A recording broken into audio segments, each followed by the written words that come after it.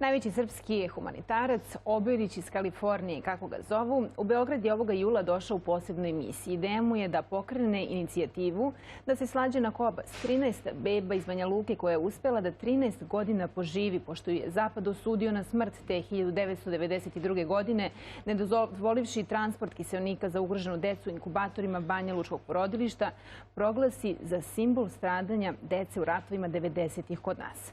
Ovoga jutra upravo taj Obilić iz Kalifornije, kao što sam rekla da ima naziv gospodina Miloš Šupice, srpski humanitarac iz Sjedinjenih Američkih Država. Miloš, dobro jutro, dobrodošli.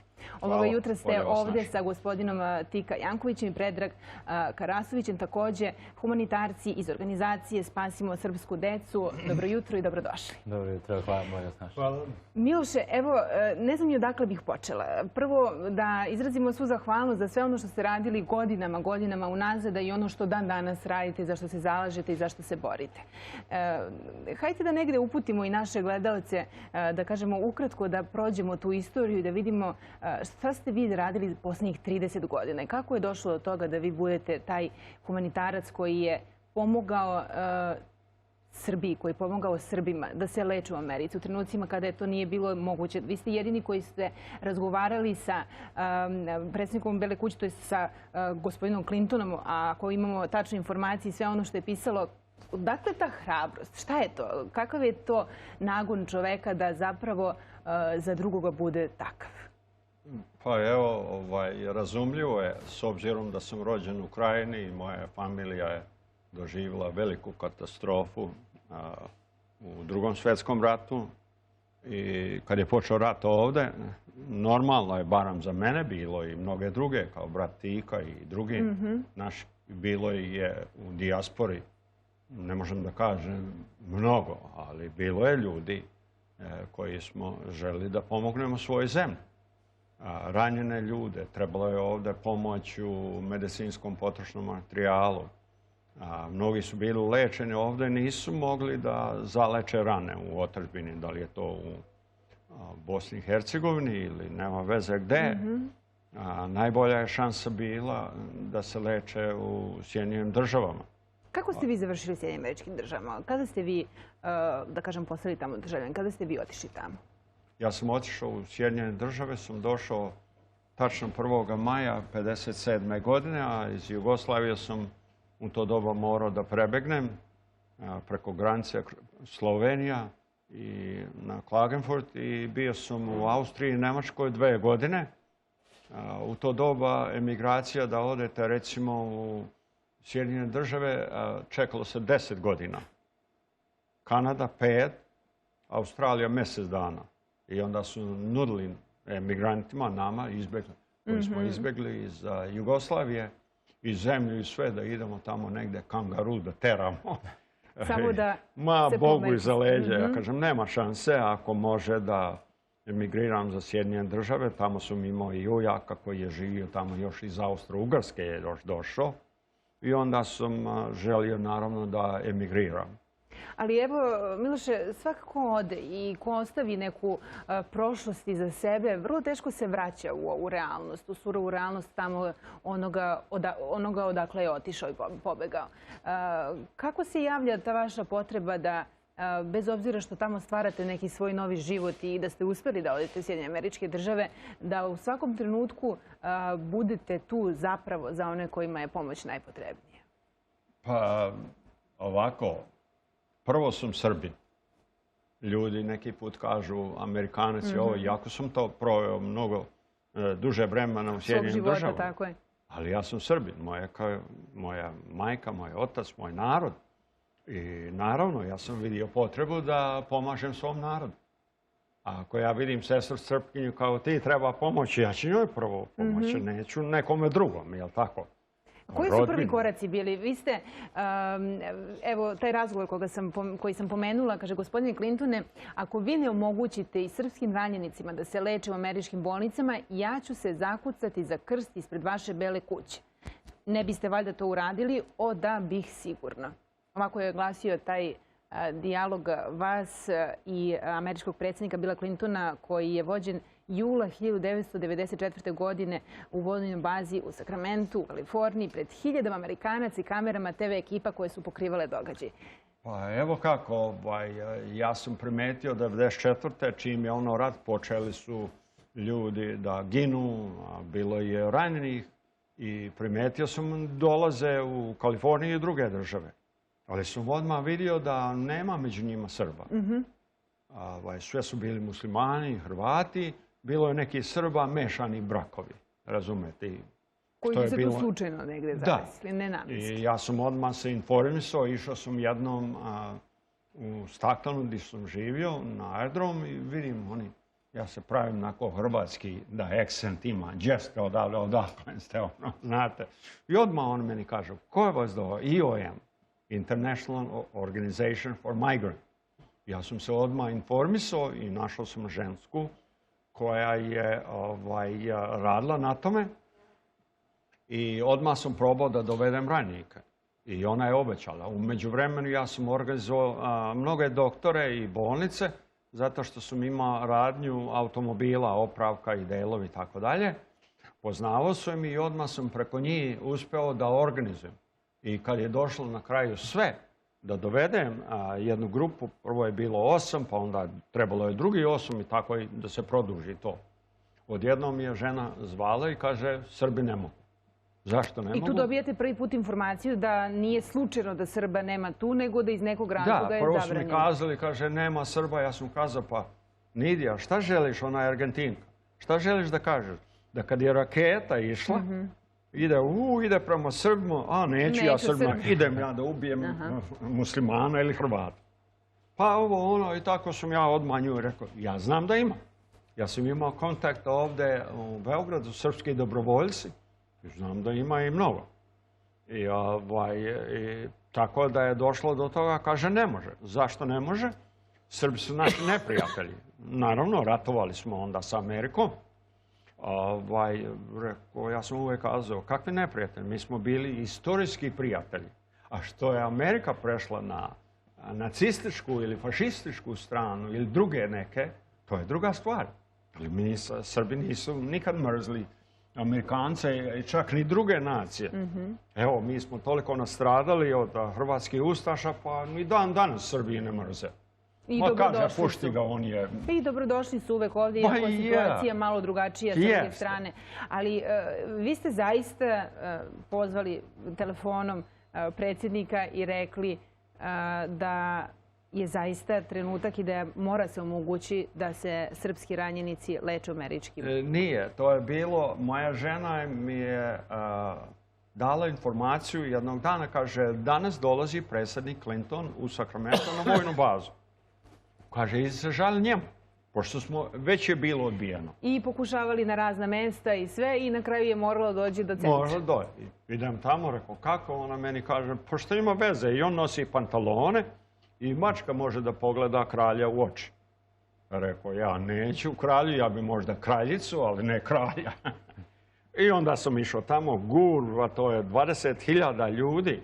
Ali ja sam uspeo da se proguram s obzirom da sam ištam po nekoliko hiljada letkova o Jasenovcu. I sad narod koji sam ja išao prema njih, oni su mislili da ja radim za Clintona. I da su organizaciji. I tako sam došao do posljednjoga čovjeka koji na onu drugu stranu tamo ispod Uža bili su sve guverner, general i tako i vidim jednoga ima 4 zvezdice, ja kažem gospodine general, to sam znao da je general, di će Clinton izlaziti, tamo ili ovdje? Nadam se, mislio, tu, kaže ovdje. Rekao, kako da dođem do njega? Pa kaže, kako si došao ovdje? Preko ja mu dam let od Jasenovca. I on meni kaže ovo. Kaže, samo napred, vi se Srbi borite za pravdu. Ja vam čestitam što radite. I sad ja odjednom imam prijatelja, američkog generala. Tako sam uspeo da dođem do Clintona i objasnio sam. On kaže, no, mogu da idu. No, mogu da emigriraju. A to je čekanje 5 godina i duže. Ja želim da ove ranjenike dovedem na lečenje, a to neće ići na državni trošak, nego privatne bolnice i doktori koji su već volontiri, imao sam oko 30 njih doktora. U organizaciji koji su također bili humanitarci. Da. I onda on drži vamo nešto, kaže ja. Kad je on mene nešto, ne znam šta je teo da kaže, pravda on kaže. Kad kaže ja kažem ja, znači obećavate. No, vi ste kazali ja. Ali nemojte da me slažete. A ako ne uradite ovo što ste obećali, kažete da hoćete ja, znači reći da. Ja ću se zakucati na krst ispred Beloga dvora i Ujedinjenih nacija i štampaću tone letkova. I u tome će biti informacija da ste me slagali. No, nemoj. I onda on pozove jednu, srednjih godina žena i dođe, kaže, ovo je Kristi Kenny, ona je zadužena za zapadno krilo u Belom dvoru, osiguranje. I ona kaže meni, ona će sve uraditi, ja sa njom. Samo kaže, daj mi dokumentaciju, sve što želiš, ja je dam. Za mjesec dana se sve sredilo. I moglo je da se realizuje upravo to što ste... I moglo je da možu od sad srpski ranjenici, ali vidite šta on u pismu iz Belog dvora kaže. Hvala ti što ste nas upozorili ovo nepravilnost, kao da on nisu znali. Što ste upozorili nepravilnost koja se dogodila, ali u redu, moglo je. Ali evo, kada kažemo da neko može da bude dobar čovek, kaže to je jednostavno, to je lako, samo ti treba volja, treba ti želja. Da bi se realizovale neke dobre stvari, evo, ovo je jedan od primjera kako zapravo nije lako. Kroz kakve ste vi sve, da kažemo, probleme prolazili u vašem humanitarnom radu upravo u organizaciji Spasimo srpsku decu? Koga pita? Evo i koga brat Ika je sa mnom mnogo radio i živio u Kaliforniji i sad se premestio u Srbiju. Sad živi u Beogradu. Napustio Ameriku. Zašto? Kako je moguće? Svi gledaju kako će da odu, a onda kada odu, evo vi ste primjer koji se vrati. Zbog čega? Pa, vidite, kad je rat počeo u Bosni i u Hrvatskoj, 90. od 91. pa nadalje, ja sam se osjećao da mi je dužnost da učestvujem u odbrani ovog našeg plemena srpskog i da se tom plemenu pomogne svim silama koje nam je Bog podario, i umnih i fizičkih. I sa Milošem sam sarađivao na pripremanju kontejnera za slanje u Srbiju, Bosnu, Krajinu, Kosmet. Ja mislim 10 godina. Radio sam kao inženjer elektronike u fabrici u San Joseu, a putovao do Miloša oko 150 km vikendom da punimo kontejnere. A punjenje nije išlo samo bacanje lopatom peska u kamion, je trebalo svaku stvar koja ima medicinski značaj da pregledamo i odaberemo da li je rok trajanja u važnosti ili je istekao, i to je trajalo. I onda se pravio spisak svih tih stvari i taj spisak je pratio taj tovar pomoći, uglavnom medicinske pomoći, hiruške, bolničke, namještaj bolnički, manje lekovi, više instrumentacija, instrumenti i aparati. To je na jednoj strani bilo to. Međutim, ja sam imao svoj put humanitarni.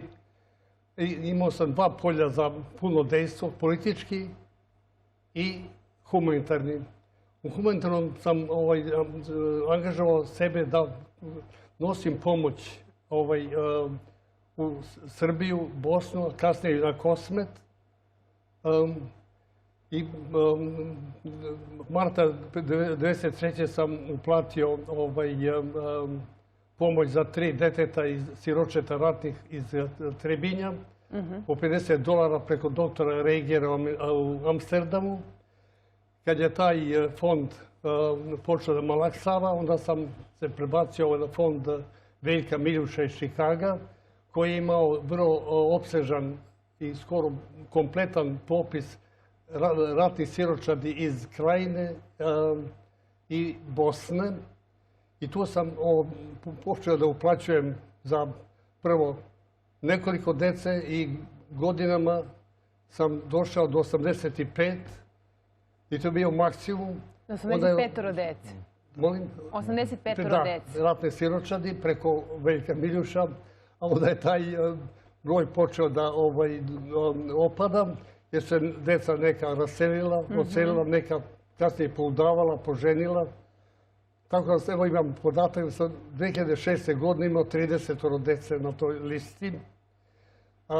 To je bilo tako do 2000. godine, a onda je došao Kosmet i naša tragedija na Kosmetu.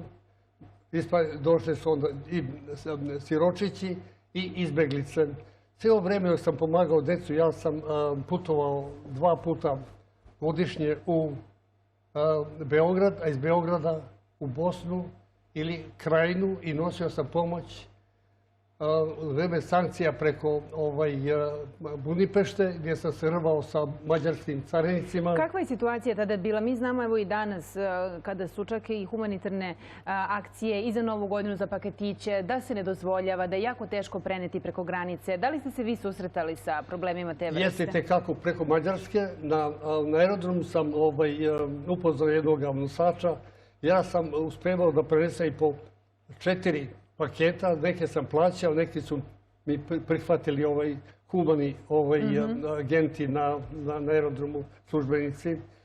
Jedan put sam imao 4 velike kartonske kutije i 2 kofera. To je sve došao i nosač na kolicima dovezao do carinika. A mi je rekao da im onda podmate, da im dam 100 maraka, da je pusti. Ja sam rekao, ne želim. Oni su prišli i pokazao dokumenta, sam imao preporuke od našeg ambasadora i nacijama da nosi humanitarnu pomoć, a imao sam i preporuke od moga kongresmena za moju misiju, ali to im nije pomagalo. Onda su mi, jedan me potekao nož i rasparao mi jedan kartonski, veliki kartonski paket. Ja sam rekao ne dam, onda je rasparao i drugi. I treći, onda su vidjeli da me popušta i prošao sam. Ja sam izašao u čekaonicu, imao sam video kameru, snimio sam taj događaj, te oštećene kofere, poslao sam po povratku u Ameriku mađarskom konzulu u Los Angelesu i sa video kasetom i on mi je odgovorio i zamolio me i rekao sam da ću objaviti u američkoj štampi šta se radi na granici u Mađarskoj. On mi je ponudio izvinjenje i odštetu u ime mađarske vlade. Ja sam odbio sve to i zamolio sam im da potvrdu idući put ponese da prođe granicu. Da možete da prođete. Da došli idući put, sačekali su graničari, carinici. I ja sam ono pismo držao. Oni su prišli sa nasladom. Sigurnost. Ja sam izvukao, mi pokazao mađarsku napisano. Onda su oni pozvali njih 10-ak se ukupno da pročita pismo koje im je poslao konzul iz Los Angelesa. I naravno prošao sam. Onda od Budimpešte se prevozio do mađarski organi aerodromski nisu dozvolili našim kombijima da prihvataju putnike za Beograd. Tad su se vozili mađarskom kompanijom Malev. I onda su morali da iznajmimo po 2 taksija da prevezu do odredišta, do 2 kilometra od aerodroma gdje su mogli da otvorimo naše Tako nosio sam, posjećivao sam izbegličke kampove. Dakle, posle 2000. godine ste vi, da kažem, se preorijentisali na Kosovo, na Kosmet. Da, Kosmet. Pomoć sam odnosio, moja pomoć je stizala. To je bila moja pomoć od moje ruke, od moje plate. Od Karinskog mora do Štrpca na makedonskoj granici. Prošao sam mnoge gradove, suočavao se sa stradanjima naroda, obezglavljenog, osiromašenog, iscrpenog, gladnog, bolesnog. Jedan puta u jedan interesantan događaj u bosanskom Grahovu je stigla jedna kolona izbeglica iz Glamočkog polja koje su proterali Hrvati uz pomoć artiljerije engleske, ove takozvane jedinice za brza dejstva. Oni su topovima, teške topove su iskrcali u Splitu i dovezli su Hrvatima. I posada je bila ova engleska i francuska i razbili su našu ovu odbranu na Glavničkom polju. Narod su protiv sve do jednog. Bila je zima, decembar. Žene su, starice i deca bili bosonogi. Jedna žena u vodenim čarapama, samo na nogama, na ledu, mi priše i tražila mi neke cipele. Naravno sam imao samo taj jedan na sebi, te koje sam nosio, pa sam im dao jedan svoj kaput. Bilo mi je teško što nisam mogu da pomognem. Mada sam nekoliko puta svoje cipele zamenio sa poderanim cipelama ili vojnika ili tog naroda. Upravo to. A Predraže, vi ste delovali odakle? Ja sam ovdje iz Beograda. Znači, ja sam ovdje predstavnik za Srbiju, Republiku Srpsku i globalno PR menadžer naše organizacije. Kako ta organizacija danas funkcioniše i u kojoj razmeri i na koji način, kažemo, koje su sve vaše akcije? Pa evo ovako, samo bi sa nekoliko rečenica krenuo od početka. Znači, 1992. gospodin Miloš Šupica osnovao organizaciju u Americi. Prvo znači, krenula pomoć prema ranjenicima, zatim su počela da se šalje pomoć u medicinskom potrošnom materijalu, a onda kako je naša država, da kažem, i u Republici Srpskoj i ovdje, bilo je siromaštvo i slično, znači svakome je bila potrebna pomoć. Onda je počela da se šalje pomoć i za renoviranje škola, pa zatim za neke izbegličke kampove. I tako mogu reći za ovih 27 godina do sad je neku vrstu pomoći primilo više od 20.000 dece. Kada sam bio pre 4 godine u Americi, novinar me pitao tamo šta je najveći uspeh vaše organizacije. Ja kažem, osmesi tih 20.000 dece. 20.000 dece, ali Miloše, pored sve tragedije, i ne može se izdvojiti šta je bilo tragičnije od čega, ali zaista posebna tragedija je smrt 13 beba koje su ostale bez inkubatora, bez kiseonika. I da kažem da sad vratimo na početak ove naše priče, vaša ideja ove godine jeste da se posljednja među bebama koja je u 13. svojoj godini, nažalost, preminula, Slađana Kobas, proglasi za simbol stradanja dece u ratovima 90. godina. Jeste. Ova moja posjeta momentalno i želim samo da posvetimo pažnju tome, pravo da vam kažem. Predrag i ja smo posjetili jednu familiju koja strašno treba pomoć u Aleksincu i to smo uradili. Ali moja koncentracija sad je bilo da se Slađana proglasi simbolom patnje i pogibije srpske dece.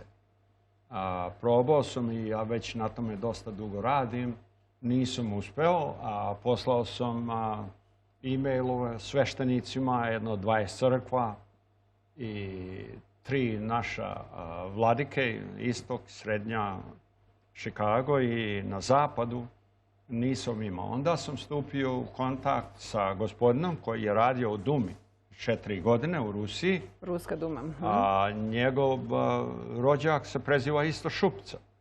On je mene nasrao u stvari preko organizacije i onda se je doznao da je on otuda prije još Austro-Ugarske emigrirali. I onda sam počeo sa njim raditi. Onda mi je on kazao da njegov ujak može da pomogne tome u Dumi, da se to uradi. Ali ja sam želio da naše vladike i patrijarh to usvoji. A šta dobijete kao odgovor? Šta ste to dobili pa kažete niste uspjeli?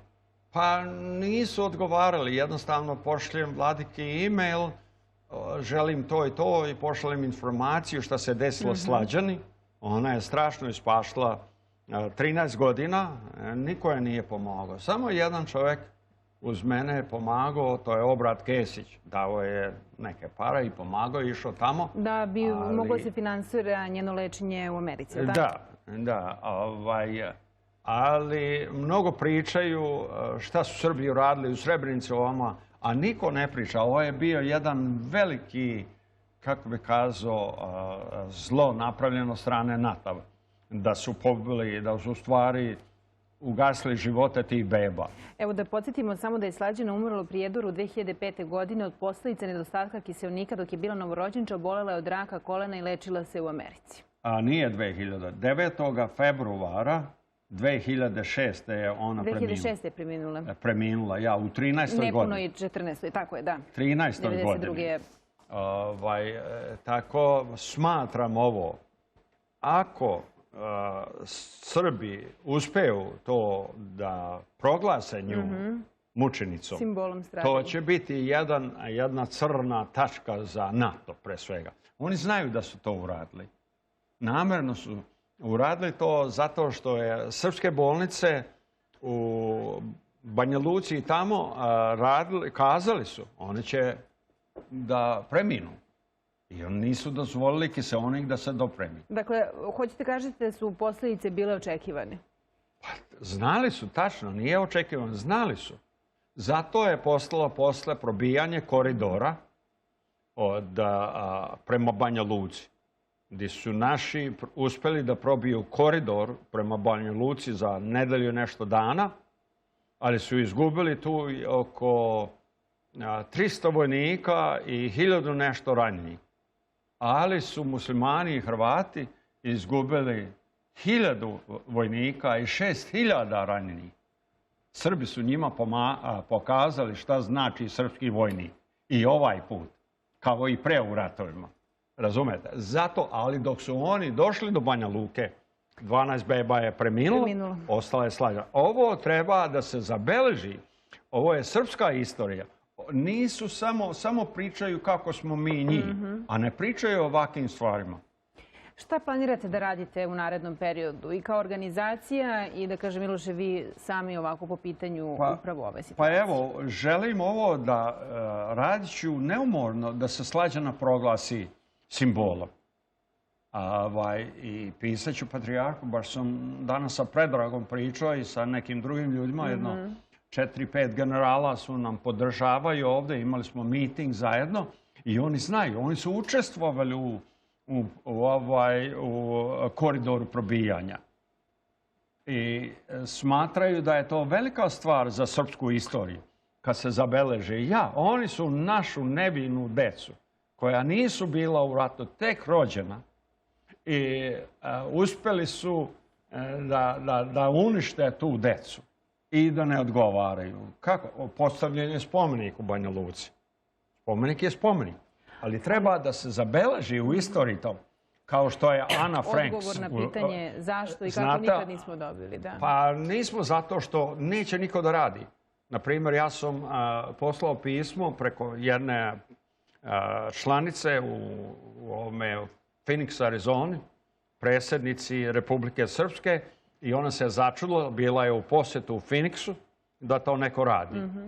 I obećala je da će nešto uraditi. A ja kažem, prvo bi trebalo to da uradi, da prizna Republika Srpska, Srbija, a onda druge zemlje, Rusija i druge zemlje. Miloše, I ne smemo dozvoliti da se to samo... I da se zaboravi, da se desi kao da nikad nije bilo i da sve bude u redu. Potpuno se slažemo i hvala vam najlepše. Hvala vam prvo ne samo na gostovanju ovoga jutra, nego i Tika i Predrag i Miloš. Hvala vam što ste samo dokaz da neke stvari mogu da se dogode. I da možemo budemo dobri ljudi i da to nije samo stvar svih uslova, nego je stvar i volje. I ja vam čestitam i zahvaljujem se na svemu. U ime Svete Dece. Ako ima pola minuta samo vremena, evo i da dodam samo, naša organizacija nije toliko prikupljala sredstva, znači za lečenje dece i odraslih, kao što postoje druge humanitarne organizacije, nego smo se više orijentisali da nađemo doktore i bolnice koji će to besplatno uraditi. Tako da naša organizacija je prikupila možda oko $500.000 za svih ovih 25 godina, ali vrednost onoga što smo mi pružili ljudima je oko $80 miliona. Tako da bi ja možda savjetovao i drugim humanitarnim organizacijama da možda nek se i prikuplja i dalje sredstva za lečenje naše dece i ukoliko se država sve to, ali da je mnogo kvalitetnije ukoliko se naprave dobri kontakti sa bolnicama i sa doktorima i onda ćemo taj novac uštedeti za nekoga ko ne možemo da pošaljamo negdje na lečenje. Znači da napravimo mnogo veći efekat nego što je samo prikupljanje novca. Hvala vam još jedan put najlepše. Ja samo da pozdravim ove gledalce, naročito one koji su nekad bili moji siročići, tako ih nazovem, od kojih sam primio brojna pisma, koji su sada valjda svi srećni, odrasli, nezavisni. Pa ako se sete Tike Jankovića, Biće mi srce puno i prepuno. Hvala i vama, Katarina, za ovaj prijem i priliku da se obratimo našem svetu. Uzbunje i podignutost, srce mi je pod grlom, eto tako se osjećam. Hvala vam najlepše. I evo da podsjetimo i što je jako važno, kad god, dakle nije samo stvar toga što ste vi nekome pomogli u nekom trenutku, nego će upravo se rodio taj neko da svaki put kad je primio pomoć da nekom drugom pomoć i da se na taj način ta dobrota i ljubav širi. Još jedan put vam hvala. Hvala i vama. Nastavimo dalje. Hvala svima.